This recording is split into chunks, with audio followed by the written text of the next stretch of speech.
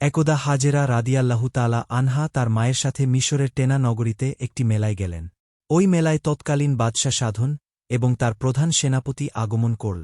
বাদশাহ সাধন হাজেরার রূপ ও সৌন্দর্য দেখে মুগ্ধ হয়ে উজির ইমরানকে বলল, হে উজির, এমন সুন্দরী যুবতী এই রাজ্যে থাকা সত্ত্বেও তুমি তাকে আমার কাছে হাজির করনি কেন? অথচ এটা ছিল তোমার প্রধান কাজ। যাও, এই মুহূর্তে ওই সুন্দরী যুবতীকে আমার সামনে হাজির করো, অন্যথায় তোমার গর্দান কাটা যাবে। বাদশার আদেশ পেয়ে উজির তখন কয়েকজনকে সাথে নিয়ে হাজেরাকে খুঁজতে বেরিয়ে গেল। এদিকে হাজেরা এবং তার মা বিষয়টি বুঝতে পেরে মেলার এক পাশ দিয়ে বেরিয়ে বাড়ির দিকে ছুটে চললেন। উজির ইমরান সব অলিগলি খুঁজেও হাজেরাকে না পেয়ে ভয়ে অস্থির হয়ে গেল। অবশেষে ফিরে গিয়ে বাদশার কাছে ক্ষমা চেয়ে বলল, জাহাপনা, যেভাবেই হোক ওই সুন্দরীকে আমি আপনার সামনে হাজির করব। আজকের মতো আমার প্রাণ ভিক্ষা দিয়ে আমাকে আরেকটা সুযোগ দিন। তখন বাদশা বলল, 7 দিনের মধ্যে যদি ওই সুন্দরী যুবতীকে আমার সামনে হাজির করতে ব্যর্থ হও, তাহলে তোমাকে মাটিতে গেড়ে পাথরের আঘাতে হত্যা করা হবে। এদিকে হাজেরা এবং তার মা তাদের ঘরে গিয়ে প্রবেশ করলেন। তখন হাজেরা কান্না জড়িত কণ্ঠে বললেন, আম্মাজান, আমার মনে হয় আমার জন্য এই ঘরে আর এক মুহূর্ত থাকা উচিত হবে না। বাদশার লোক হয়তো এক্ষুনি এখানে চলে আসবে। তাই আমি এই রাতের অন্ধকারেই কোনো গভীর জঙ্গলে চলে যেতে চাই। আপনি আমার জন্য দোয়া করুন যেন আল্লাহ তাআলা আমার ইজ্জত রক্ষা করেন। মা তার কলিজার টুকরো হাজেরাকে কেঁদে কেঁদে বললেন, তোমাকে আমি একা যেতে দেব না, তোমার সাথে আমিও যাব। তখন হাজেরা বলল, মা, আমাকে জঙ্গলের মধ্যে দৌড়ে পালাতে হবে। আপনি এই দুর্বল শরীর নিয়ে দৌড়ে পালাতে পারবেন না, সুতরাং আমাকে আপনি বিদায় দিন। আমি সুযোগ পেলে আপনাকে দেখে যাব। অতঃপর হাজেরা অত্যাচারী বাদশা সাধনের ভয়ে রাতের বেলা নিজ গৃহ ত্যাগ করে গভীর জঙ্গলের পথে চলতে লাগলেন। কষ্টে তার বুক ফেটে যাচ্ছিল। এদিকে তার মা 2 রাকাত নামাজ পড়ে 2 হাত তুলে হাজেরার জন্য দোয়া করছিলেন। ইতিমধ্যে কিছু লোক এসে উপস্থিত হল এবং বাইরে থেকে বলতে লাগল, এই সুন্দরী হাজেরা, ঘরের বাইরে বেরিয়ে এসো। আমরা বাদশার হুকুমে এখানে এসেছি, তোমাকে এক্ষুনি বাদশার দরবারে হাজির হতে হবে। অতঃপর সাড়া না পেয়ে তারা হঠাৎ করেই ঘরের মধ্যে প্রবেশ করে বৃদ্ধকে ধমক দিয়ে বলল, হাজেরা, তোমার কি হয়? সে এখন কোথায় আছে? তাকে বের করে দাও। তিনি বললেন, আমি হাজেরার মা, আমি জানি না হাজেরা এখন কোথায় আছে। তখন ইমরানের এক সঙ্গী বলল, তাকে উত্তম মধ্যম দিলেই সব সত্যতা বেরিয়ে আসবে। এই বলে চাবুক দিয়ে বৃদ্ধাকে আঘাত করতে লাগল। চাবুকের আঘাতে তার শরীর থেকে রক্ত পড়তে লাগল। তারপর তাকে বাদশার কাছে নিয়ে গেল। বাদশা যখন শুনতে পেল যে হাজরার আর কোনো সন্ধান পাওয়া যায়নি, তখন সে আদেশ দিল, এই বৃদ্ধাকে কারাগারে বন্দী করে তার খাওয়া দাওয়া বন্ধ করে দাও, যতক্ষণ সে তার কন্যা কোথায় আছে না বলে। বাদশার আদেশে হাজরার মাকে কারাবন্দী করা হল। চাবুকের আঘাতের কারণে তার শরীর দিয়ে অনেক রক্ত ঝরছিল, ফলে তিনি বেহুশ হয়ে সেখানেই মৃত্যুবরণ করলেন। এদিকে হাজেরা বাদশার ভয়ে গভীর জঙ্গলে লুকিয়ে রইলেন। এভাবে দিন অতিবাহিত হয়ে সন্ধ্যা হয়ে রাত যখন একটু গভীর হল, তখন হাজেরা লুকিয়ে লুকিয়ে নিজের বাড়িতে এসে উপস্থিত হলেন। এসে দেখলেন ঘরের দরজা সম্পূর্ণ খোলা, ঘরের ভিতরে কোনো আলো নেই। হাজেরা মা মা বলে ডেকেও কোনো সাড়া পেলেন না। হাজেরা তার মাকে না পেয়ে এক প্রতিবেশীর বাড়িতে গিয়ে জিজ্ঞেস করলেন। তখন প্রতিবেশী বললেন, হাজেরা, তুমি এখানে কোত্থেকে এসেছো? তোমাকে ধরার জন্য বাদশাহ পুরস্কার ঘোষণা করেছে। আজ সকালে তোমার মাকে মারধর করে বাদশার লোকেরা গ্রেফতার করে নিয়ে গিয়েছে। এই কথা শুনে হাজেরা চিৎকার করে কেঁদে উঠলেন। তখন প্রতিবেশী মহিলা বললেন, হাজেরা, তুমি পালিয়ে যাও, বাদশাহর লোকজন টের পেলেই তোমাকে ধরে নিয়ে বাদশার কাছে হাজির করবে। হাজেরা তখন চাপা কষ্ট বুকে দাফন করে চুপ হয়ে গেলেন। প্রতিবেশীর কাছে তার বৃদ্ধা মায়ের প্রতি অত্যাচারের কথা শুনে নিজের বিপদের কথা ভুলে গেলেন এবং বৃদ্ধা মাকে মুক্ত করার জন্য বাদশার কাছে যাওয়ার সিদ্ধান্ত নিলেন। কিন্তু পর মুহূর্তেই কামুক সাধনের পাপের কথা মনে পড়তেই তিনি সম্পূর্ণ থেমে গেলেন। তখন প্রতিবেশী মহিলা তাকে বলল, হাজেরা, এখানে থাকা তোমার জন্য নিরাপদ নয়, তুমি এক্ষুনি এখান থেকে পালিয়ে যাও। এই কথা শুনে হাজেরা গভীর অরণ্যের দিকে আবার চলতে শুরু করলেন। এভাবেই অনাহারে অসহায় অবস্থায় 5 দিন অতিবাহিত হয়ে গেল। ক্ষুধার জন্য দুর্বল হয়ে গাছের পাতা চিবিয়ে খেয়ে ক্ষুধার জ্বালা নিবারণ করলেন। 6ষ্ঠ দিন অত্যন্ত দুর্বল হয়ে গভীর বনের গাছের নিচে তিনি ঘুমিয়ে পড়লেন। কিছুক্ষণ পরেই বহু লোকজনের চিল্লাচিল্লি শুনে হাজরার ঘুম ভেঙে গেল। আসলে বাদশার সৈন্যদের ছোটাছুটির কারণেই বনের মধ্যে হইচি পড়ে গেল। পরিস্থিতি বুঝতে পেরে হাজরার ভিতরে ভয়ে চলে আসলো। এমন সময় এক সৈন্য তার কাছে চলে আসে এবং চিৎকার করে বলে, এই তো হাজেরা। ফলে মুহূর্তের মধ্যেই অন্যান্যরাও সেখানে এসে উপস্থিত হয়। হাজেরার অসহায়ত্ব দেখে তারা হো হো করে হাসতে লাগল। হাজেরা তখন ভয়ে ব্যাকুল হয়ে দোয়া করলেন, হে আল্লাহ, তোমার এই দাসীর প্রতি নির্দয় হইও না। তুমিই তো এই দাসীকে এত রূপ লাবণ্য ও সৌন্দর্য দান করেছ, আমাকে কলঙ্কিত করো না আল্লাহ। হাজরার দোয়া আল্লাহর দরবারে কবুল হয়ে গেল। তারপর ইমরান যখন তার লোকজন নিয়ে হাজেরাকে বন্দী করার জন্য এগিয়ে যেতে লাগল, তখন তাদের সকলের পা মাটির সঙ্গে আটকে গেল। ফলে হাজেরা সেখান থেকে দ্রুত চলে গেলেন। কিছুক্ষণের মধ্যে তারাও চলার শক্তি ফিরে পেল। তাই তারা হাজেরার পিছে পিছে চলতে লাগল। হাজেরা জঙ্গল পেরিয়ে নীল নদের তীরে গিয়ে নদীতে ঝাঁপিয়ে পড়লেন। অতঃপর নীল নদের বিশাল একটা ঢেউ এসে হাজরাকে ভাসিয়ে নিয়ে গেল। ইমরান তার দলবল নিয়ে নদীর তীরে এসে দেখল হাজেরা মাঝ নদীতে ঢেউয়ের মধ্যে হাবুডুবু খাচ্ছে। তখন ইমরান বলল, তোমরা নদীতে ঝাঁপিয়ে পড়ো। তোমরা কাপুরুষ নাকি যে এই নদীর ঢেউ দেখে ভয় পাচ্ছ? একটি নারী হয়ে যদি নদীতে ঝাঁপিয়ে পড়তে পারে তাহলে তোমরা কেন পারবে না? ওই মেয়েটাকে যদি আমরা ধরে নিয়ে না যেতে পারি তাহলে আমার গর্দান কাটা যাবে। তখন সৈন্যরা বলল, যে নারীর কাছে যেতে চাইলে পাপ মোচন হয়ে যায়, যে নারী প্রচণ্ড ঢেউ এর মধ্যে ঝাঁপিয়ে পড়তে পেরেছে সেই নারী সাধারণ কোনো নারী নয়। এই বলে তারা সকলেই সেখান থেকে চলে গেল। এবার ইমরান নদীর তীর দিয়ে একাই ছুটে চলল। কিছুদূর গিয়ে দেখতে পেল দুইজন ছেলে জ্ঞানহারা হাজরাকে নিয়ে নদীর তীরে এসেছে। ইমরান তাদেরকে বলল, এই মেয়েটিকে বাদশার কাছে হাজির করার আদেশ হয়েছে, তাই আমি যা বলি তোমরা তাই করবে। অতঃপর ইমরান একটা পালকির ব্যবস্থা করল এবং ছেলেদেরকে নিয়ে পালকি করে হাজেরাকে বেহুশ অবস্থায় বাদশার বিশেষ কারাগারে নিয়ে গেল। সেখানে অতি সুন্দর বালাখানা, সোনার খাট পালঙ্ক, মণিমুক্তার ঝাড়বাতি সবকিছুই আছে। সেখানে প্রহরী হল সবাই নারী, কোনো পুরুষ সেখানে যেতে পারে না, কারণ বাদশা সাধন সেখানে সুন্দরী নারীদের নিয়ে তার কাম লালসা পূর্ণ করে। কিছুক্ষণ পর হঠাৎ করেই হাজেরার জ্ঞান ফিরে এলো। তখন তিনি বললেন, আমি এখানে কেন? তখন একজন নারী প্রহরী এগিয়ে এসে বলল, মা, তোমার জন্যই এই বালাখানা সাজানো হয়েছে, এখন থেকে তুমি এখানেই থাকবে। তখন হাজেরা বলল, এটা তো বাদশা সাধনের বালাখানা। হ্যাঁ, এটাই বাদশার বালাখানা। বাদশা সাধনের আদেশেই তোমাকে এখানে আনা হয়েছে। এখন থেকে আমরা তোমার সেবা যত্নে নিয়োজিত থাকব। তখন হাজেরা বলল, আমাকে এখানে কেন আনা হয়েছে তা তোমরা অবশ্যই জানো। দয়া করে এই বাদশার হাত থেকে আমাকে রক্ষা করো। মা, আমরা তো তোমার বাদশার হুকুমের দাসী, আমাদের তো আর কিছু করার নেই। হাজেরা তখন কান্না জড়িত কণ্ঠে বলল, আর কিছু যদি না পারো তাহলে তোমরা আমাকে হত্যা করে ফেলো। ইতিমধ্যেই একজন দাসী হাজেরার জন্য খাবার নিয়ে আসলো, কিন্তু হাজেরা কিছু খেলেন না। তখন তিনি কেঁদে কেঁদে বললেন, তোমরা কি বলতে পারো, 1 সপ্তাহ আগে বাদশার লোকেরা আমার মাকে ধরে নিয়ে এসেছিল, তিনি এখন কোথায় আছে? তখন দাসী বলল, তুমি আগে খেয়ে নাও, তারপর তোমার মাকে খবর দেব।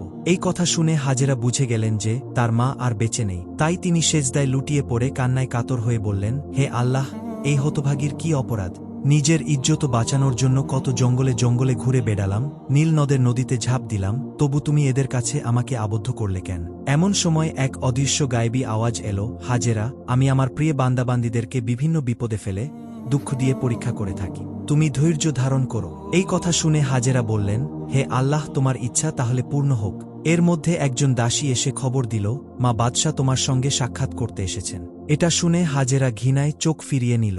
তখন বাদশা সাধন এসে বলল, সুন্দরী, আমাকে দেখে মুখ ফিরিয়ে নিলে, এখানে তো তুমি আর আমি ছাড়া কেউ নেই, আমাকে বরণ করে নিলে তোমার মঙ্গল হবে।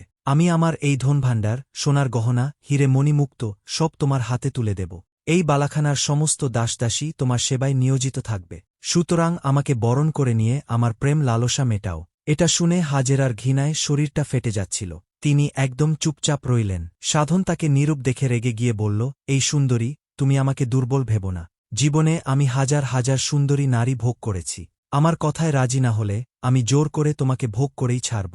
এবার হাজেরা বুদ্ধি করে বলল, এত অধৈর্য হলে চলে, আপনি আমাকে বেগম রূপে বরণ করলে আমি সৌভাগ্য মনে করব। এই ব্যাপারে সিদ্ধান্ত নিতে আমাকে একটু সময় দিন। বাদশা সাধন এই কথা শুনে খুশি হয়ে বলল, বেশ ভালো কথা, তুমি সুস্থ হলে আমাকে যা আদেশ করবে আমি তাই পালন করব। এই কথা শুনে বাদশা সাধন রাজদরবারে চলে গেলেন।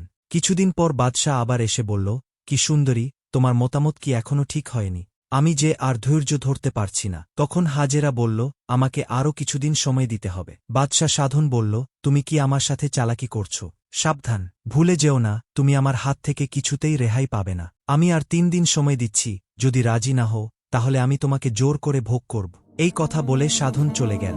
হাজেরা তখন কেঁদে কেঁদে আল্লাহর দরবারে দোয়া করতে লাগলেন, হে আল্লাহ, আমার দেহ, মন, মান, ইজ্জত সবকিছুই তোমার হাতে সমর্পিত করলাম, তুমি আমাকে রক্ষা করো। বাদশা মদ পান করে হাজেরার নিকটে গিয়ে তাকে ধরার জন্য হাত বাড়াল। তখন হাজেরা চিৎকার করে বলে উঠল, হে আল্লাহ, আমাকে রক্ষা করো। এই বলে হাজেরা ঘরের এক কোণে ঝাঁপিয়ে পড়লেন। ফলে অল্পের জন্য বাদশা তাকে ধরতে পারল না। এর মধ্যে বাদশা সাধনের 2 চোখ ভীষণ যন্ত্রণা শুরু হয়ে গেল, এমনকি অল্প সময়ের মধ্যে সে অন্ধ হয়ে গেল। তার চিৎকার শুনে সবাই তাকে ধরাধরি করে তার নিজের কক্ষে নিয়ে গেল, কিন্তু কোনো লাভ হল না, তার 2 চোখ একেবারেই অন্ধ হয়ে গেল। ফলে হাজেরা তার হাত থেকে রক্ষা পেয়ে গেল। কিছুদিন অতিবাহিত হবার পর একদিন বাদশাহ সাধন হাজেরার কাছে এসে কাকুতিমিনতি করে বলল, হে পূর্ণবতী রমণী, তোমার সাথে আমি যে অন্যায় অত্যাচার করেছি তার জন্য আমাকে ক্ষমা করে দাও, আর আমার জন্য আল্লাহর কাছে দয়া করো, তিনি যেন আমার চোখের আলো ফিরিয়ে দেন। বাদশাহ সাধন এভাবেই বারবার কান্নাকাটি করায় বিবি হাজেরা তার জন্য আল্লাহর কাছে দয়া করলেন। ফলে বাদশার একটি চোখ ভালো হয়ে গেল। ভালো হবার পর ভয়ে বাদশাহ সাধন আর কখনোই হাজরার দিকে অসৎ খেয়াল করেননি।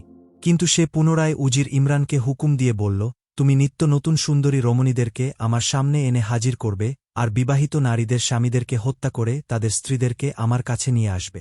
ঠিক এমন সময় ইব্রাহিম আলাইহিসসালাম বিবি ছারাকে নিয়ে মিশরের পাশ দিয়ে যাচ্ছিলেন। তিনি তার স্ত্রীকে নিয়ে চিন্তিত হয়ে পড়লেন, কারণ বাদশার সৈন্যরা দেখে ফেললে মহাবিপদ হয়ে যাবে। অবশেষে ইব্রাহিম আলাইহিসসালাম বিবি ছারাকে একটা সিন্দুকে প্রবেশ করিয়ে সিন্দুকটি উটের পিঠে বসিয়ে চলতে লাগলেন। অতঃপর রাস্তায় বাদশার সৈন্যরা ইব্রাহিম আলাইহিসসালামকে উদ্দেশ্য করে বলল, তুমি তোমার সিন্দুকটি খোলো। তখন ইব্রাহিম আলাইহিসসালাম বলল, সিন্দুকটি খুলতে আমার অসুবিধা রয়েছে, তোমরা এর ওজন পরিমাপ করো, ওজন অনুসারে আমি টাকা দিয়ে দেব।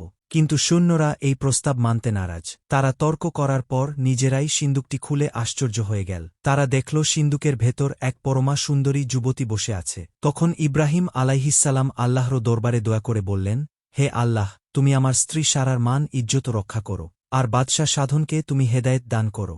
অতঃপর সৈন্যরা তাদেরকে নিয়ে রাজদরবারে হাজির করল। বাদশাহ সাধন ইব্রাহিম আলাইহিসসালামকে জিজ্ঞেস করল, এই পরমা সুন্দরী তোমার কি হয়? ইব্রাহিম আলাইহিসসালাম বললেন, সে আমার ছোট বোন, কারণ স্বামীর পরিচয় দিলে তাকে হত্যা করা হতো, তাই বোন বললেন। যাই হোক, এই কথা শুনে বাদশাহ বললেন, তোমার বোনকে আমার কাছে রেখে যাও। ইব্রাহিম আলাইহিসসালাম বললেন, সে সাবালিকা মেয়ে, সে নিজের মালিক নিজেই, সুতরাং তার কাছে জিজ্ঞেস করুন। বাদশাহ সাধন তখন সৈন্যদের আদেশ করল, এই পুরুষটাকে কারাগারে বন্দী করে রাখো, আর মহিলাকে আমার নিজ কক্ষে রেখে দাও।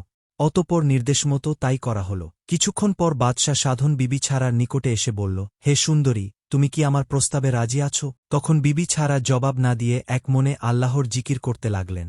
তখন বাদশাহ সাধন বলল, তুমি উত্তর দাও আর নাই দাও, তাতে আমার কিছু যায় আসে না, আমি তোমাকে ভোগ করেই ছাড়ব। এরপর বিবি ছাড়া বললেন, কার সাথে কি বলছ? তোমার কি আল্লাহর ভয় নেই? বাদশাহ সাধন অট্টহাসি হেসে বলল, আমি কাউকে ভয় করি না। এই কথা বলে সে বিবি ছাড়ার দিকে এগোতে চাইল, কিন্তু তার পা দুটোকে নাড়তে পারল না, মাটির সাথে যেন আটকে গিয়েছে। তখন বাদশাহ চিৎকার করে বলল, তুমি আমাকে জাদু করেছ, তোমার চালাকি আমি বুঝতে পারছি। এই বলে তার সমস্ত শক্তি দিয়ে ঝাঁপিয়ে পড়ে তার কাম বাসনা চরিতার্থ করতে চাইল, কিন্তু উপর হয়ে পড়ে তার কপাল ফেটে গেল এবং তার ভালো চোখের দৃষ্টিশক্তি হারিয়ে আবার সে পুনরায় অন্ধ হয়ে গেল। এবার বলে উঠল, তুমি আমার চোখের উপর জাদু করেছ, তুমি আমার কারাগারে বন্দী, আজ হোক বা কাল যে কোনো একদিন তুমি আমার হাতে ধরা পড়বেই। তখন বিবি ছাড়া বললেন, আমি জাদু করি নাই, আমি নবী ইব্রাহিম আলাইহিসসালামের বিবি। যদি বাঁচতে চাও তাহলে আল্লাহর নবীকে মুক্ত করে দিয়ে তার কাছে ক্ষমা চাও। এই কথা শুনে বাদশাহ সাধনের মনে মোচড় দিয়ে উঠল। হঠাৎ তার মনে পরিবর্তন এসে গেল। অতঃপর বাদশাহ সাধন ইব্রাহিম আলাইহিসসালাম এবং বিবি ছাড়াকে মুক্ত করে দিলেন। ইব্রাহিম আলাইহিসসালাম মুক্তি পেয়ে বাদশাহ সাধনকে জিজ্ঞেস করলেন, হে বাদশাহ, তোমার এই অবস্থা কেন? বাদশাহ সাধন তখন কান্না বিজড়িত কণ্ঠে বলতে লাগল, আমি না বুঝেই আপনাদের সাথে অনেক অন্যায় অত্যাচার করেছি, আপনারা আমাকে ক্ষমা করে দিন। আমি জীবনে অনেক অন্যায় করেছি, আল্লাহর কাছে ক্ষমা চাইতে আমার সাহস হয় না, আমি কিভাবে মুক্তি পেতে পারি? আপনি তো আল্লাহর নবী, দয়া করে আমার জন্য একটু দয়া করবেন, আল্লাহতালা যেন আমাকে ক্ষমা করে দেন। তখন ইব্রাহিম আলাইহিসসালাম বললেন, আপনি তোবা করে আল্লাহর কাছে ক্ষমা চান, তোবা করে পবিত্র মনে ক্ষমা চাইলে নিশ্চয়ই মহান আল্লাহতালা আপনাকে ক্ষমা করে দেবেন। এই আশ্বাস বাণী শুনে বাদশাহ সাধন আজীবনের সমস্ত কামনা বাসনা ত্যাগ করে আল্লাহর দরবারে ক্ষমা প্রার্থনা শুরু করল। তার দু চোখ দিয়ে অশ্রু ঝরতে লাগল, ফলে তার অন্ধত্ব দূর হয়ে দৃষ্টিশক্তি ফিরে এলো এবং চরম শক্তিও ফিরে পেল। তখন বাদশাহ সাধন বলল, হে আল্লাহর নবী, আপনি আমাকে আপনার ধর্মে প্রবেশ করান। বাদশাহ সাধন ইব্রাহিম আলাইহিসসালামের সত্য ধর্ম গ্রহণ করে বলল, হে আল্লাহর নবী, আপনি আমার এই সমস্ত ধনভাণ্ডার বাদশাহী সবকিছুই নিয়ে নিন। তখন ইব্রাহিম আলাইহিসসালাম বলল, আমি তোমার বাদশাহী নিতে আসিনি, আমি আল্লাহর দেওয়া দায়িত্ব পালন করতে এসেছি, তুমি তোমার বাদশাহীর পথেই থাকো এবং ন্যায় বিচার করো। তখন বাদশাহ বলল, আপনি আপনার স্ত্রী সহ আমার এই রাজপ্রাসাদে বসবাস করুন। তখন ইব্রাহিম আলাইহিসসালাম বলল, আল্লাহতালা আমাকে এক জায়গায় বসে আরাম করে সময় কাটানোর জন্য দুনিয়াতে পাঠাননি, মানুষকে সঠিক পথ দেখানোর জন্য পাঠিয়েছেন, তাই এখানে থাকা আমার পক্ষে সম্ভব নয়। এবার বাদশাহ সাধন ইব্রাহিম আলাইহিসসালামকে বলল, হুজুর, আমি রূপের নেশায় পাগল হয়ে হাজেরা নামের এক মিশরের সুন্দরী নারীকে ধরে এনে আমার এই কারাগারে বন্দী করেছিলাম। আমি তাকে ভোগ করতে গিয়ে আমার দৃষ্টিশক্তি হারিয়ে ফেলি। আমি আমার জীবনে অনেক নারী দেখেছি, মাত্র এই দুইজন নারী আমাকে মুগ্ধ করেছে। সেটা হল আপনার স্ত্রী বিবি সারা এবং মিশরের সুন্দরী রমণী বিবি হাজেরা। বর্তমানে তিনি আমার কারাগারে বন্দী আছেন, কিন্তু তাকে বন্দী রেখে তার মূল্যবান জীবন নষ্ট করার কোনো মানেই হয় না। এখন আমি কি করব? আর এই পবিত্র নারীকে কার হাতেই বা সমাপিত করব? এখন আপনার মতো এক মহামানব আল্লাহর নবীকে পেয়ে আমি এই সমস্যা থেকে মুক্তি পেতে চাই। আপনি হাজেরার দায়িত্ব গ্রহণ করুন। ইব্রাহিম আলাইহিসসালাম একটি অপরিচিত যুবতী নারীর দায়িত্ব নিতে রাজি ছিলেন না, তাই তিনি জবাবও দিচ্ছিলেন না। হঠাৎ করে বিবি সারা বলে উঠলেন, এখন থেকে হাজেরার দায়িত্ব আমি নিলাম, আপনি তাকে মুক্ত করে দিন। অতঃপর ইব্রাহিম আলাইহিসসালাম বিবি সারা ও হাজেরাকে নিয়ে জেরুজালেমের দিকে রওয়ানা হলেন।